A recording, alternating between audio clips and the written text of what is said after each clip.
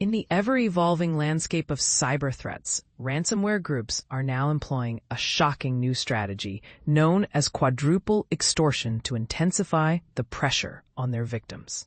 While double extortion tactics, which involve encrypting data and threatening to leak it unless a ransom is paid, remain prevalent, this new approach adds layers of complexity and intimidation. But here's where it gets controversial.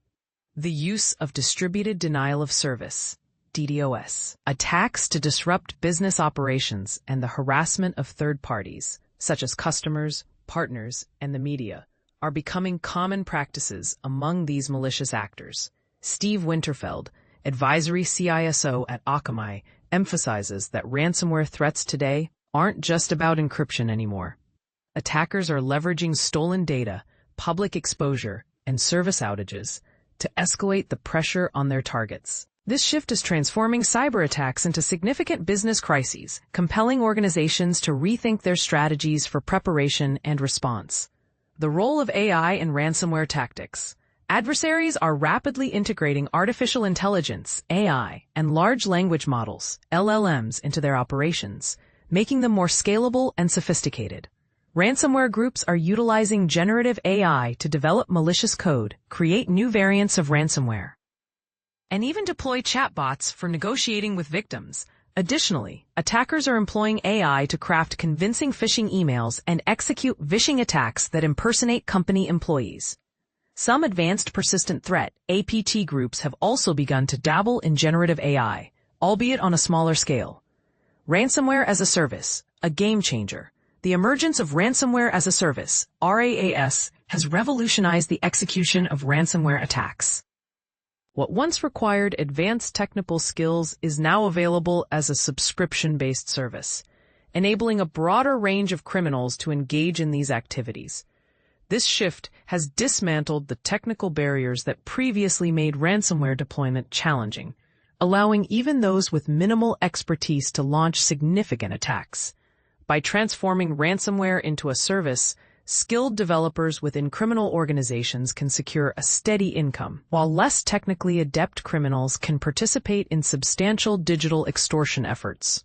Consequently, RaaS has led to an increase in the frequency and scale of attacks, prompting organizations to bolster their cybersecurity measures to safeguard against these threats. Hacktivist groups that blend ransomware tactics with political motives are increasingly leveraging RaaS platforms to amplify their impact. For instance, the Dragon RaaS Group emerged in 2024 as a spin-off of Stormus, shifting its focus from large corporations to smaller entities with weaker security postures.